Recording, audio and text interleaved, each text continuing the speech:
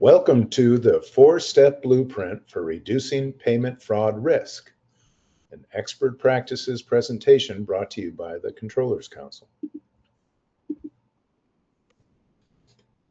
My name is Neil Brown, Executive Director of the Controllers Council. And before I introduce our expert panelists and our partner sponsor, let me share some brief housekeeping items. We'll have Q&A at the end of the presentation, so please use your control panel to ask our experts questions. This webinar is also CPE eligible with 3 polling questions, so please answer each poll for CPE or to benchmark your peers. Please allow 48 hours to get your CPE certificate via email, and please attend this webcast for at least 50 minutes today.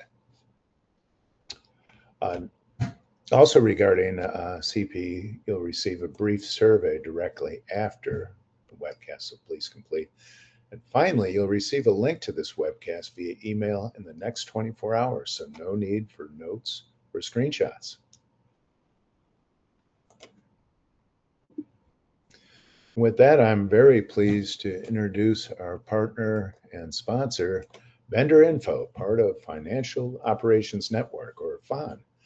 Provides specialized self-service vendor portals that bring focused, comprehensive, and timely tools and support for collecting, verifying, and managing vendor information.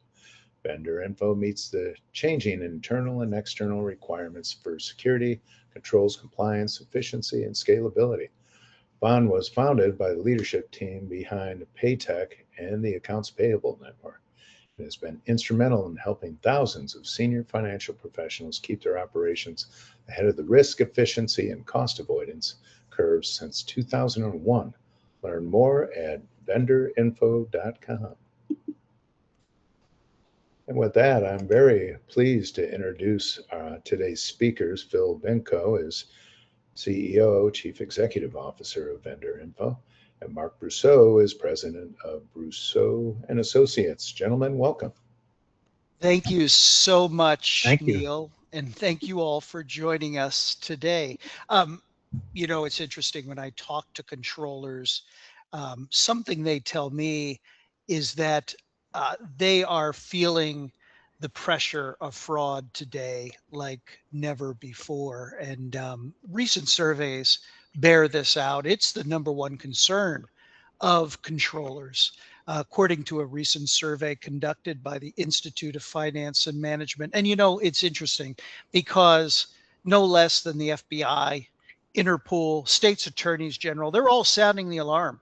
They're saying that the way that accounts payable departments are operating these days are increasing organizations' risk of falling victim to fraud.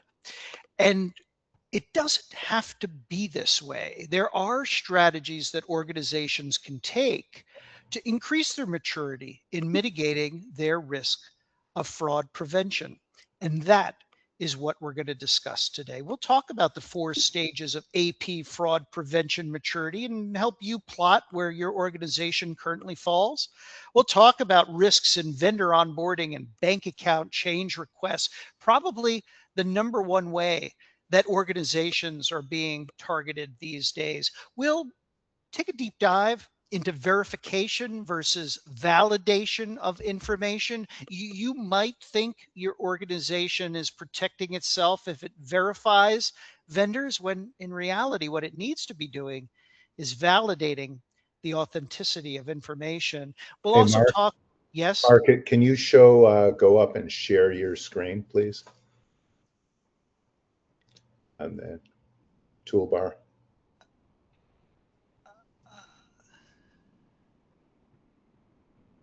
Share. I apologize. It applications. Yeah, you got to look at the application. Share your PowerPoint. No problem.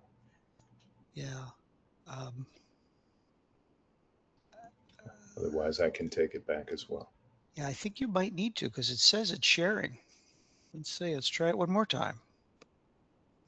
Looking promising. Now, yeah, now just make it, yeah, we're good. Are we here? Yes, we're here. Yay. All right. Sorry about that. Not sure what happened there. And finally, we'll provide you with a blueprint for reducing your risk of payment fraud. But before I do any of that, we wanted to start with a poll question, which is now displayed on your screen.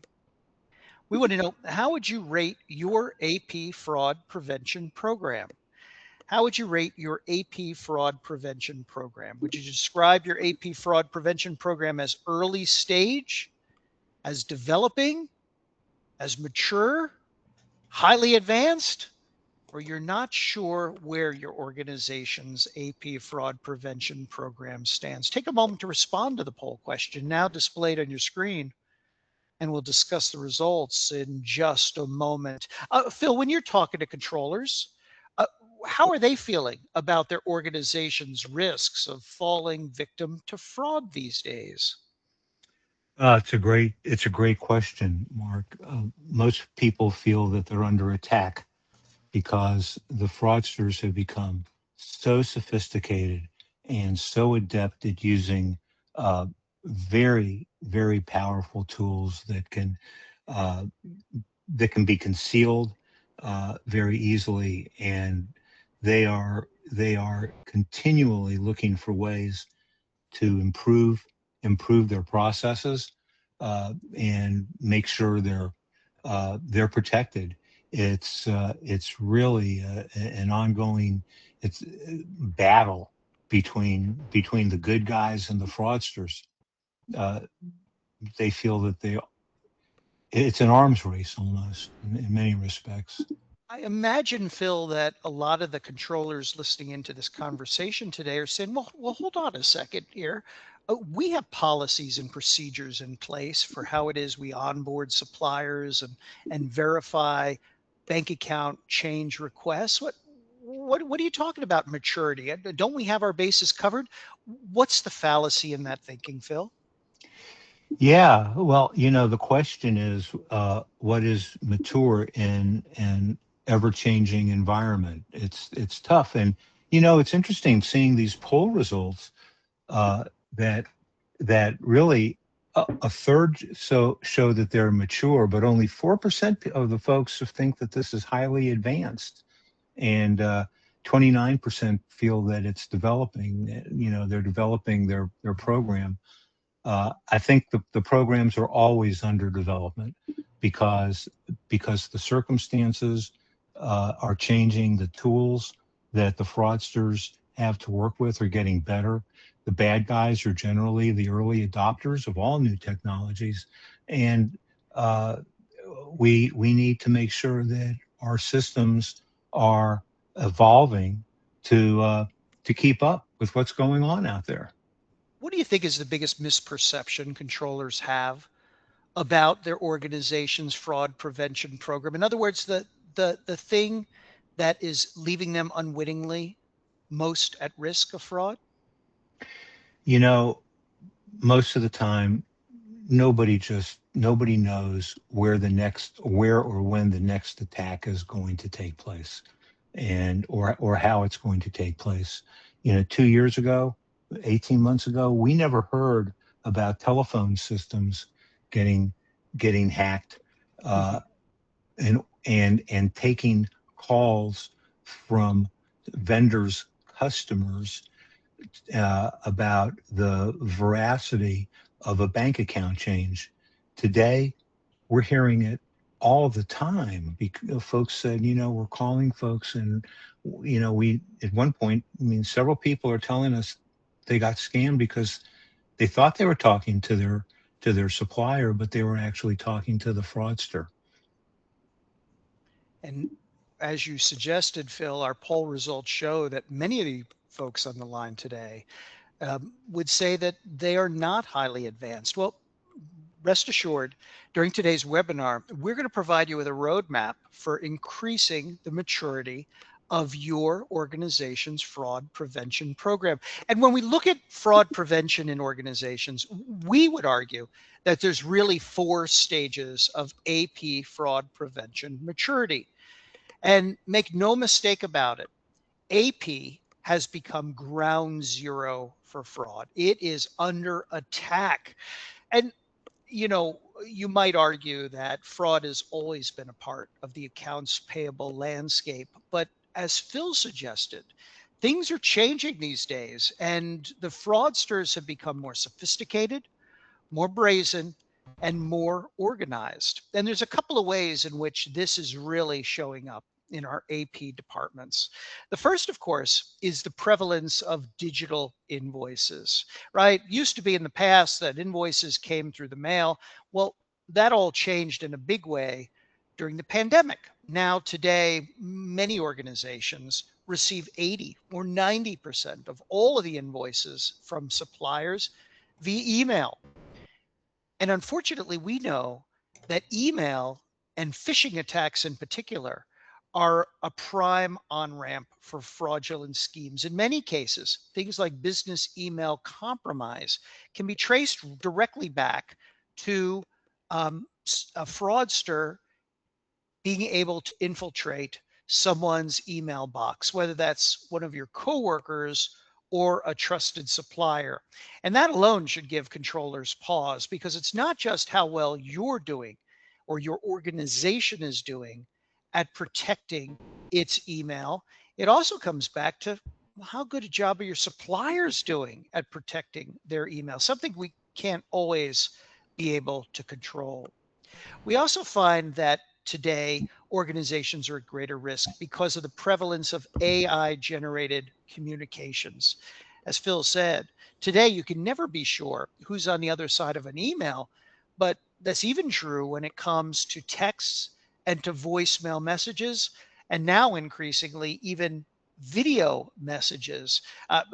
Perhaps you've seen some of the recent stories about organizations who, via video conferencing, to verify information or requiring the person on the other end to hold up three fingers in front of their face, something that AI tools can't easily do. This is the type of environment we're in. And our AP folks, who are already burdened with work and more pressures, now they've got to try to figure out whether the person on the other end of the phone or the text or even the video is actually who they say they are. We also find that today fraud is more of a global function. And today, many businesses, even small ones, do business globally. And this introduces even more complexity into the process of verifying bank account change requests. Now, when we're trying to verify entities with international bank accounts, we have to deal with things like differences in languages, time zones, and banking regulations, and a lack of databases. All of this creates more opportunity for fraudsters to do their thing. And finally, AI has made it so that today's fraud attacks can become increasingly sophisticated. One recent fraud scheme that was broken up had 500 employees. It was financially backed by a rogue Eastern European nation. It had an HR department to recruit fraudsters, and it had a marketing department to sell the ill-gotten data. This is what our businesses are up against. And so this is why it's so important to take a hard look at the way it is that we manage fraud in our organizations. And when we look at it, there's really four stages of fraud prevention maturity: reactive, controlled, standardized, and of course, proactive, what we're striving for. We're going to walk through all four of these stages. The first stage of fraud prevention maturity is what I'd call reactive. And this is probably where we all began when we're in a startup or a small business. We were manually setting up vendors, and maybe it was a function that anyone in the organization can do, with probably pretty loose rules around how it's done. In many cases, we were relying on email in order to verify information or to validate account details. Perhaps we used a spreadsheet to track which vendors we were adding to our rudimentary accounting system. In most cases, we had limited documentation. There really weren't formal policies and procedures. Maybe we had written something down or had a template at one point, but didn't update it as the business grew and expanded. And in most cases, we had inconsistent verification. So depending on who it was who was onboarding that supplier or making those bank account changes, well, that could be handled differently. And the key here is that all along the way was the risk of human error. Somebody overlooking something, somebody cutting a corner, somebody just having a bad day. And the law enforcement agencies tell us that this is the environment in which fraudsters really thrive, because inconsistency and gaps in processes create those openings for fraudsters to operate. For instance, a recent study by the FBI found that many fraudulent emails are sent at the end of the business day or right around the time of the financial close. Now, why is that, you'd say? Well, the fraudsters know our business. They know that at the end of the day, AP folks get tired. They start looking at the clock, knowing they need to rush out of the office to pick up their kids from after school activities. Their eyes are getting tired. Maybe they just want to clear everything off their desk for the end of the day. Similarly, at the financial close, they know we're overrun with information. There's just so much on our plates, and fraudsters know this. And so this is that reactive environment where it makes it really easy for fraudsters to operate.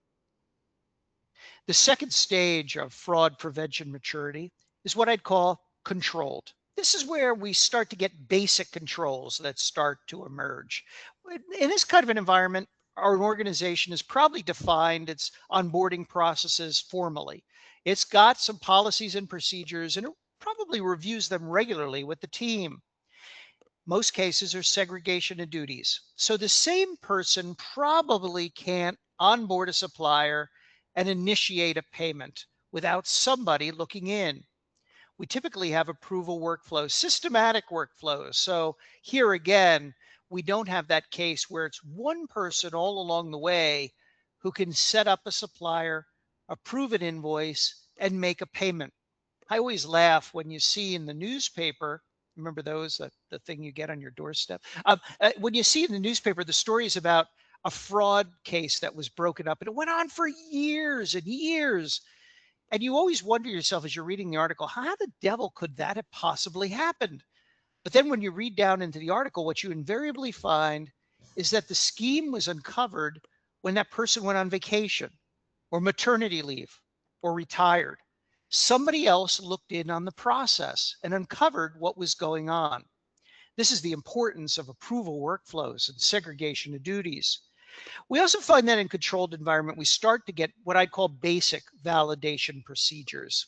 So in this case, we probably don't have an automated solution for validating the ownership of bank accounts, but we probably have some way of validating them. Maybe it's just picking up the phone, or maybe it's requesting a letter from a bank. And finally, in a controlled environment, we typically have some improved documentation. So when things do go wrong, we have a better way of being able to track down the source of the problem. Well, this all sounds like a big step above that reactive environment I described a few moments ago. The fact is that in this case, your controls are still largely manual. And we all know that manual controls are hard to scale, they're hard to adapt, and they leave room for problems. And that's why more organizations move to standardized, or better yet, proactive environments. Now, in a standardized environment, we have enterprise policies. No matter where a supplier is coming into the organization, there's formal policies for exactly how they're going to be onboarded, and any changes to their information or bank account details are going to be handled. We also have consistent controls. So here again, if you've got a far-flung offices, we can be sure that everything's going to be handled the same exact way, no matter what. We also have centralized processes. So at some point along the way, somebody's going to be looking at all of this, even what's been done by remote workers. And invariably, they're going to be applying standards for verification. We're going to want to make sure we verified who the supplier is and validate any data that they've provided. More on that a little later. And in a standardized environment, now it's easier for us to be ready for those audits. We're going to have that information more available to us. Standardized environment is where many organizations today are setting their sights. But Phil and I would argue that the real goal should be to become proactive, an environment where you're continuously monitoring all of the activities going on in your finance department and immediately being alerted of anything that looks anomalous or even suspicious. You're going to score every transaction, every change, recognizing that not all requests are equal. And you're going to have predictive prevention. So now we can use tools such as artificial intelligence to automatically be able to check on the velocity of invoices, on the amounts of those invoices, on when suppliers whose information has recently changed, when their payments are being made, to be able to raise a flag and say, this bears closer scrutiny. And finally, in a proactive environment, you're going to have visibility all across the vendor master information lifecycle at any time.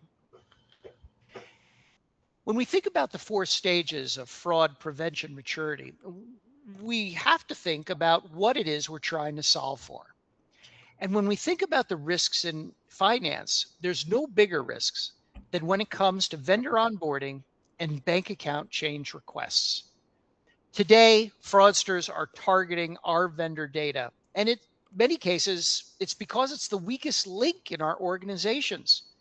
We often think that, hey, if we can eyeball a payment before it goes out the door, well, that can give us peace of mind. The problem is think about everything that goes on before that payment is ever made. Think about the onboarding of suppliers. Do we know that this is really the person we think or the entity we think they are? Do we know that the data that they provided is actually legit? Have we done the TIN matching, the OFAC checking, the sanction screening, the verification, validation of their bank account details? Well, this is the environment fraudsters are focusing on. They know that new supplier onboarding is many times done via email. And if they can infiltrate the email of their supplier or even a coworker, well, now they can insert themselves into the onboarding process. What's more, they can use that same tool to be able to make fraudulent bank account change requests, lie in wait till the very right moment to insert a change for account that they control, not your legitimate fraudster, your legitimate vendor. And what's more, many of us do a lousy job of maintaining our vendor master database. And when that happens, and we have dirty data in our vendor master, well, now it makes it harder to really be able to determine who's who. And this is all exacerbated by the fact that we have employee turnover now in finance, but particularly in AP. Many AP departments relied heavily on seasoned employees to intuitively know when something didn't look right, right? So they knew how many invoices Phil sent a month. They knew how much those invoices typically were for Phil. And when something didn't look quite right, they knew Phil and they'd pick up the phone and call him. That doesn't work as well anymore. Today, those seasoned employees, well, they might not be with us. In fact, 22% of all AP teams, staff who are approaching retirement age are thinking of early retirement. It's an exhausting job, and it's tough to be able to backfill that expertise. What's more, when we have remote communication and people aren't in the office, now we're relying on what? An email in many cases to be able to verify information. And I've already told you that email is the least secure form of communication. So how does this all work? How does a vendor impersonation attack go down? Well, in the first case is the fraudster will typically gather some supplier information. They'll figure out who it is your business is doing business with. How do they do that, you might ask? Well, you probably put an article in a newspaper or trade journal. Maybe you have some vendors listed as contacts in your LinkedIn profile, but this information is in many cases readily available. Some cases, your suppliers are putting your logo on their website. And I'm not to say that any of this is wrong, It's just to point out that all of this information is out there for farming, and fraudsters are in the business of perpetrating fraud.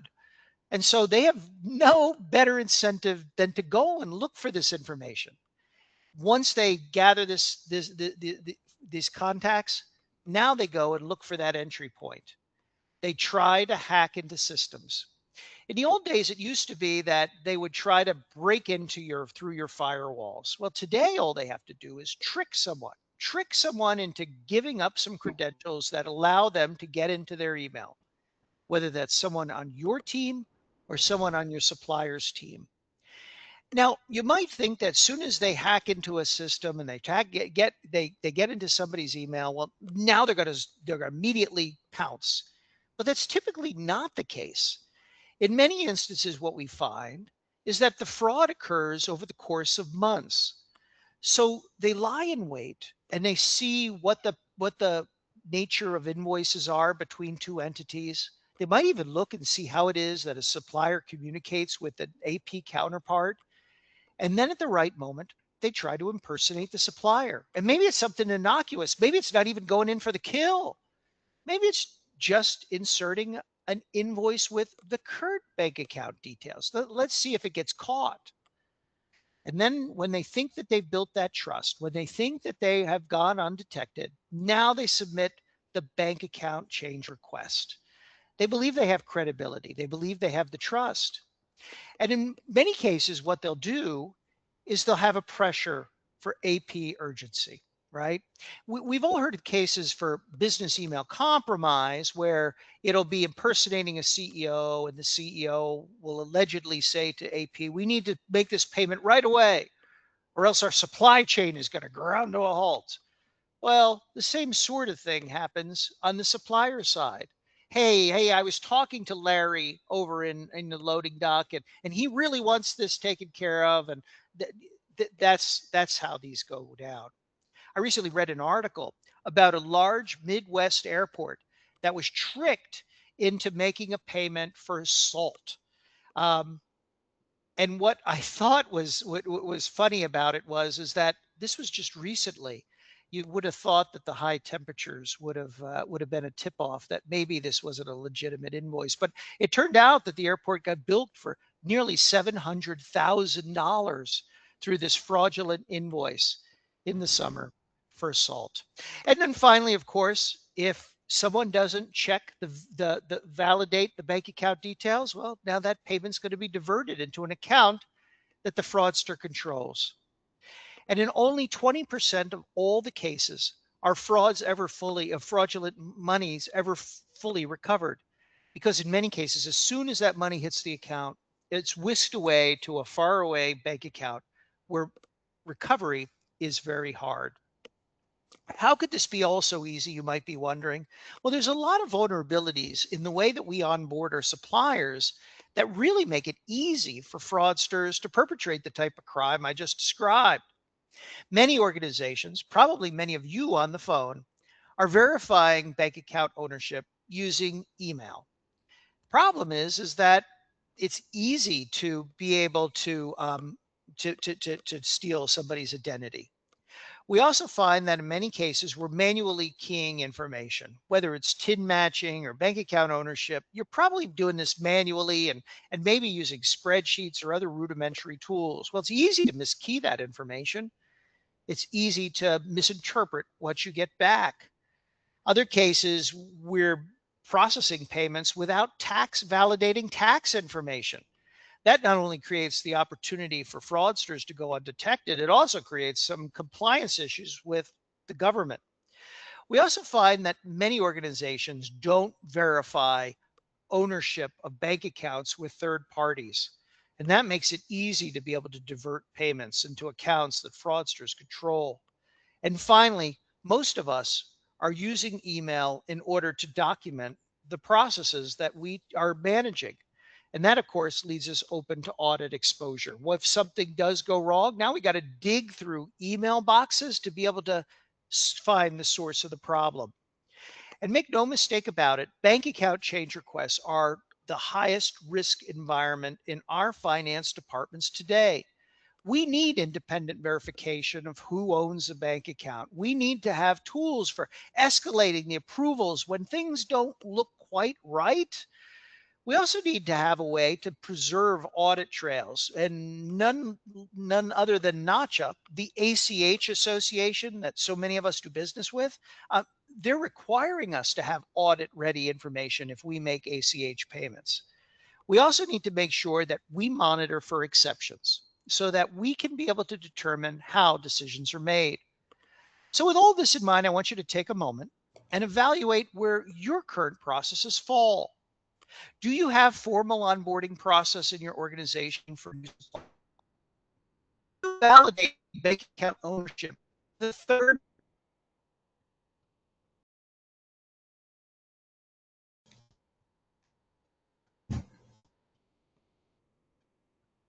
Mark, your audio is coming in and out. So, and do you have automated monitoring, continuous automated monitoring in place for any changes that are made to a supplier? This will give you a good sense of where you are when it comes to your maturity in fraud prevention. It'll also give you a good roadmap for what you need to do moving forward. And one of the things I want you to focus on is validating information from suppliers. Now, we often think that verification and validation can be used interchangeably, right? Oh, yes, I validated this supplier. But what we find is that what we really are doing is just confirming that the suppliers provided us with information. It hasn't really told us that that information is accurate, or that it's who we think it is, or that it's mitigating risks, or even that it's going to give us confidence over time. All verification does is tells us that the information exists, that somebody sits behind that information, and that it was done once. It checks a box, if you will. So verification might be collecting things like a supplier name or a tax ID or an address or contact information, or maybe even registration status. But what verification doesn't do is validate that any of this is legit. So what validation looks like is it's establishing trust before you ever make a payment. It's giving you peace of mind that all of this information is true, that the person who owns that bank account is the person you think they are, that the TIN matches, that the location is in a logical place. In other words, if the supplier is headquartered in Texas, that the bank account isn't in Czechoslovakia, that you validated who the authorized representatives are for the organization, so you know who you could go to for information, that the supplier is authentic, that you've done the TIN matching and the OFAC checking and the sanction screening, so that you know that the entity and the individuals behind it are okay to do business with. And validation is also doing things on an ongoing basis. And this is the one that always surprises controllers when I talk to them. They say, so Mark, when should we be checking this? How often should we be validating information? Well, my answer is you should do it every time you make a payment to that supplier. Well, how could we do that, Mark? Well, in a manual environment, you probably can't. It's too much work. But in an automated environment, well, you can. And that's what we need to strive for. That's what a proactive organization looks like. See, organizations get twisted up when it comes to validation and verification. They oftentimes get this wrong. And the problem with this is that if you think you're validating information, but you're really just verifying it, it's going to give you a false sense of security. And that's the last thing a controller wants, right? So your AP person says to you, "Oh yeah, yep, somebody responded to the email to say that the bank account change request was legit." Well, who knows if that email was hacked? Uh, Look at this. The information matches what we have on in our vendor master database. Well, when was the last time you cleaned up that vendor master database? And who has access to that vendor master database? Who's looked at what's going on there? Oh, look, This looks like a legitimate request. It has the logo right on it. It's got a name inside the copy that I know. Well, this all information is all publicly available on the internet. And finally, perhaps my favorite, well, we know this vendor. We've been doing business with them for years. Well, that bank account might not really belong to that vendor. And that brings us to our next poll question, which is now displayed on your screen. Neil, what do we have this time? Yeah, let's launch this poll. How does your organization primarily verify vendor banking changes? Single answer, please. So, Phil, we know that many organizations rely on either emails or phone calls to verify vendor banking changes. What's the problem with that?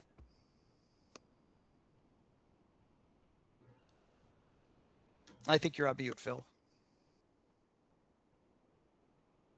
I am so sorry, everyone. That's a great question, Mark. And I'm not sure that many people are really using emails anymore because folks know that the email system is the part that's been compromised.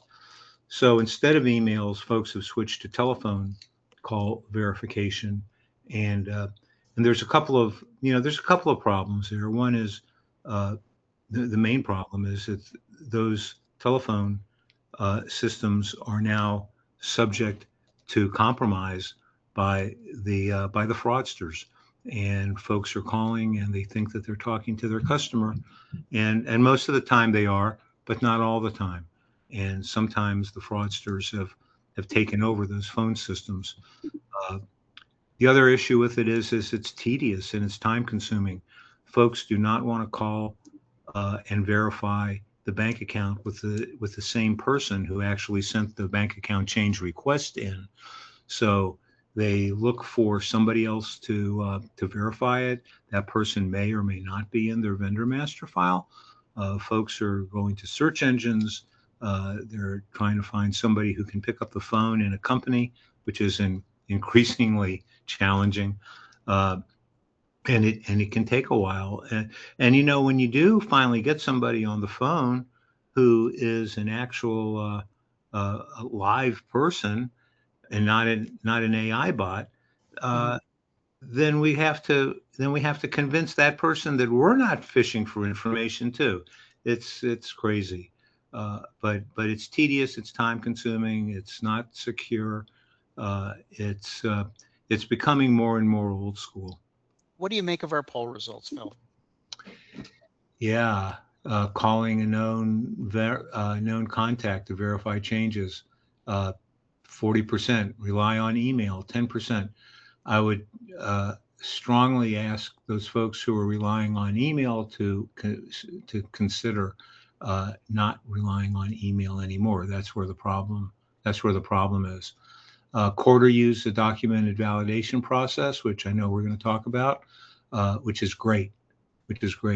An independent bank account ownership validation tool, 7%.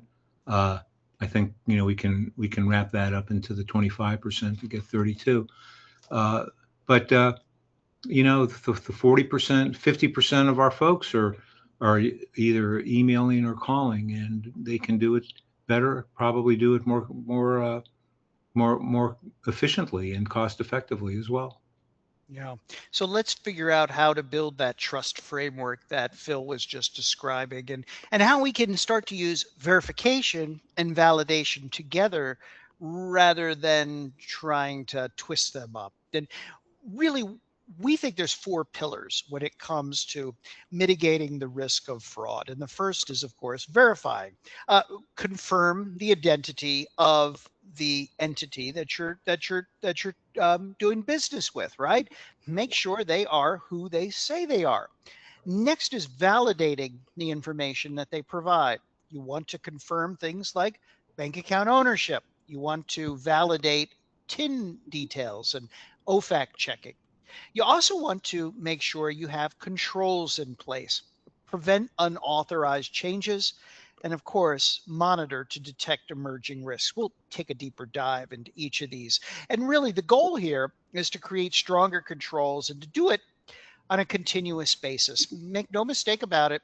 If our AP staff is our front line of defense against fraud, our controls are second in line. And fraud prevention really does require those multiple layers. We need everyone working together here. And it starts with segregation of duties. Even if you're a smaller organization, it's imperative you make sure that there's mechanisms in place so one individual can't control the entire process. I know this is hard in AP departments where there's usually not a lot of staff, but you've got to build in mechanisms for ensuring a segregation of duties. This is where automation can help so someone can look in on the process. What's more, you want to make sure you have approval hierarchies. Hopefully, your organization is already doing this when it comes to high dollar transactions or maybe strategic suppliers or new suppliers. But it's important to do this across the board, to have different rules for different scenarios. Not all transactions are created equally. I think we all know this intuitively, but do our workflows know this? We also want to make sure we have change management controls built into our processes. So we don't want to have inconsistency, or worse yet, the ability for cutting corners. And when there's exceptions, we want to make sure we have formal processes in place, ideally automated ones, for managing those exceptions and tracking whatever actions are taken. And finally, we need to make sure we have documentation standards. And that goes beyond just formalizing our policy. We want to make sure we're tracking everything that happens all along the way. So in many cases, organizations are relying on things like manual approvals and email requests and periodically looking at how things are going. And then if something does go wrong, to investigate it and make some adjustments. What we want to strive for is having automated workflows and things like secure portals and continuous monitoring and automated alerts when something looks anomalous or suspicious long before that fraud has ever occurred. Because continuous monitoring really does change the dynamic for controllers, right? Now you're able to have the ability for automation to automatically track whenever supplier contact changes are made, when bank account changes are made, when OFAC updates happen, so that before each payment, you can be sure that there has been the appropriate measures taken. And the difference here is that we go from being periodically reviewing what's going on in our organization to looking at it on a continuous basis. And this mitigates your risk in some very big ways. Before we talk about that, we have another poll question, Neil, that we wanted to launch. All right, let's do that. Right now, what area do you believe represents your biggest fraud exposure? Please take a few moments. Phil, to many of the controllers listening in today, they might have been surprised to hear that supplier onboarding is such a weak point in their finance departments. Do you hear that from controllers? And what's the aha for controllers after they've automated and moved to a proactive environment, when they look back and think, oh my gosh, we were really leaving ourselves vulnerable with the way we were onboarding suppliers? Bill, you might be off mic here. I'm so sorry about that, folks. We are hearing that more and more, Mark. Folks are extremely sensitive and aware of the threats that are out there and the vulnerabilities that are in their current verification, vendor verification, and onboarding processes. It is so gratifying to hear from our customers time and time again that they are just so happy with the way the system works from a security standpoint. It really has streamlined their operations in many ways. Things that used to be manually verified and are now automated. Exception items just have fallen precipitously.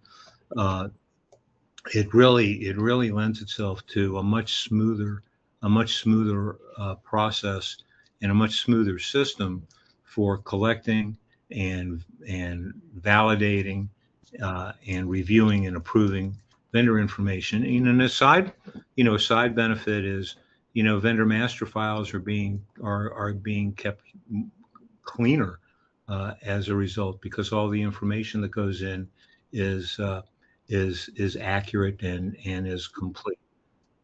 Do our poll results surprise you, Phil? Biggest exposure, onboarding, bank account changes. That's the biggest one. It's a big deal right now, and that's where the fraudsters attack. Monitoring and reporting. It's interesting because manual processes are much more difficult to audit, and a byproduct of VendorInfo for sure is greatly increased visibility and auditability to those things that are happening in your shop. Controls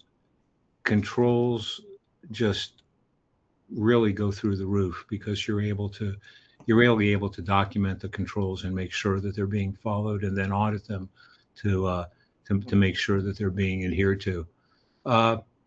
Yeah, I think this is pretty typical. Well, let's give them some strategies for moving from reactive to proactive fraud prevention. Look, folks, the bottom line is this: reactive approaches are always going to fail, right? You're going to discover the issues only after the payment's made. You're not going to have visibility in your process. The investigations are going to be slow, and in many cases, it's going to be hard to be able to recover the funds. But when you have a proactive team, well, now you're going to be in a position to mitigate fraud with automated controls and continuous monitoring and real-time visibility. So there's 4 actions that Phil and I want you to take in the next 90 days. And the first, of course, is, well, to look at the way you're doing things today. Take a hard look at your onboarding controls and talk to your AP and finance teams about how it is that you're onboarding suppliers and managing changes to vendor information. We want you to evaluate bank account change procedures. You all admit that that's one of the riskiest areas in your finance department. Well, I want you to take a hard look at that. If you're relying on emails and phone calls, like so many of you said in our poll results, well, this is the time to look at an automated solution through a third party. It's key to be about to strengthen your validation practices. And that goes not just for bank account ownership, but also for things like TIN matching and OFAC checking and sanction screening. Today's geopolitical environment is fast changing. We need to make sure that our companies aren't unwittingly doing business with a banned entity or individuals. And finally, you want to implement tools for continuous monitoring. You don't want to periodically look in on what's happening. You want to make sure you know at a moment's notice. As Phil said, today's fraud schemes are evolving fast, and we need to make sure that we know exactly what's going on. So what we want you to do is identify gaps, reduce exposure, mitigate your risk, and detect threats earlier. And with that, Neil, well, we'd love to open the floor to questions from our attendees. Great. Well, thank you for that, all that information, gentlemen. And audience, reminder, use your control panel to ask our experts questions. Here's a first one. How should controllers prioritize improvements if they discover they're still operating at stage 1 or stage 2 of fraud prevention? Yeah, that's a great question, because you can't always do everything all at once. I would start with automating bank account validation. Depending on how you're making changes and receiving requests for changes today, and how you're onboarding your vendors, then you can also start with TIN and address and sanctions and a whole host of additional know your vendor type validations as well. And then you can look at moving this from a back office procedure to a vendor facing procedure, which will take the data entry off of your team, streamline operations, digitize everything coming in, and move it through your workflow and approval much faster and without using email. Excellent. Good information. How often should organizations review existing supplier records and bank account information to reduce risk? You know, certain things change, and some things don't. If you have been paying folks successfully, then there's a pretty good chance that you're not really going to have to change that, review that bank account validation. But if somebody asks to change the bank account, then you definitely need to review it.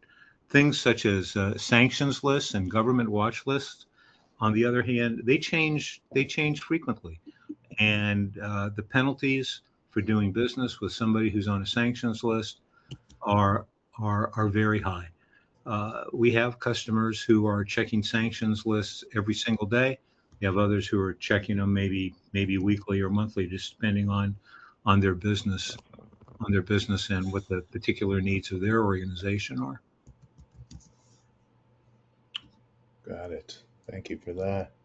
Another question. How can controllers measure whether their fraud prevention program is actually becoming more effective over time?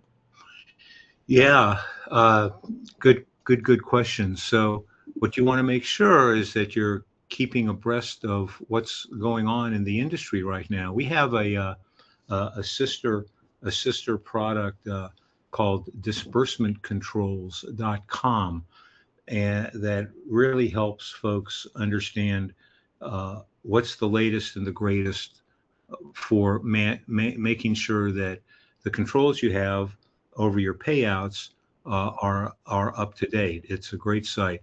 We also have something called the Vendor Information Management Center of Excellence, vimco.com, which is actually a training and certification program for your folks to make sure that they're aware of what really needs to be done to stay, to be knowledgeable and to be informed and to stay up to date. We have, in fact, if you would like to get this guide, we have an ebook called A CFO's Guide to Vendor Data Risk. And if you'll just shoot me an email after the webinar, we'll get a copy out to you first thing in the morning. The CFO's Guide to Vendor Data Risk. That'll help you understand what's going on today and what you may want to do to make sure that you guys are up to date. Got a question from attendee David Missoura, who asks how to deal with risk with vendors that still require paper checks. That's a difficult one, because some people don't want to make the switch, or for some reason can't make the switch, and checks are definitely subject to fraud, and people are stealing checks out of post office boxes and they're washing them. It's an issue. We've seen some customers who have gone to P cards to pay those vendors, so that could be an option. In some cases, folks are actually using services such as Zelle to help pay some of those folks. Yeah, good point. Phil, coordinating this between AP, procurement, treasury, IT, so that fraud prevention becomes company-wide, not just AP. What are your thoughts on that? Yeah, the whole, and what disbursementscontrol.com is all about as well is, and VendorInfo in particular, is getting everybody aligned, because until Treasury gets it and AP gets it, because there are so many moving parts to dealing with vendors and getting them paid. Unless you're involved in it, there's just no way to really comprehend it. And what we've done with VendorInfo.com is it really accommodates the needs of procurement and IT for security. AP, AP benefits an awful lot from it because their work is reduced, but the quality of their outputs is higher and their exception items are lower. But an application like VendorInfo is there to help everybody get on the same page and to stay there. Got it. Let's see. Yeah, we got another minute or so. How do you balance stronger fraud controls with maintaining a positive supplier experience? That's a great question. The applications that you use have to be user friendly, and if they're going to be adopted by the suppliers. You know, today the suppliers are kind of at a disadvantage because they go to do business with somebody, and the next thing you know, they get an email with, with a whole bunch of forms they got to fill out, and somebody's got to fill them out. They got to either get them scanned if they're not, if they're not fillable PDFs that they can save. They got to email them back to make sure that the right person got them. There's a lot of moving pieces just on getting the information from the vendor into the vendor's customer, you. So, VendorInfo with a vendor-facing portal, it lets the vendors just come and give them either upload the information or fill in the appropriate forms. And once that happens, everything gets validated and it gets put into a workflow. We can give anybody a demonstration on this if you'd like to see it. Just contact me. But it makes it easier. It really makes it easier on the supplier. And what's better about it is, in addition, is because the bank account information is getting validated real time, the supplier can get paid in a more timely manner if bank account validation has been a holdup, and the supplier has greater assurances that they're actually going to get paid, and the money isn't going to get diverted to a fraudster's account. Wow, you've really covered quite a bit of ground today. Mark, let's move on to that last thank you slide. And I'd like to thank Phil and Mark for this great info that was shared today. And many thanks to VendorInfo, a leading supplier of verification, AP automation, and more. And last but not least, thanks to all of our attendees, and great success to you in 2026 and beyond. And thank you, everyone. Thanks so much, Neil. Thanks, Neil. All right, take care.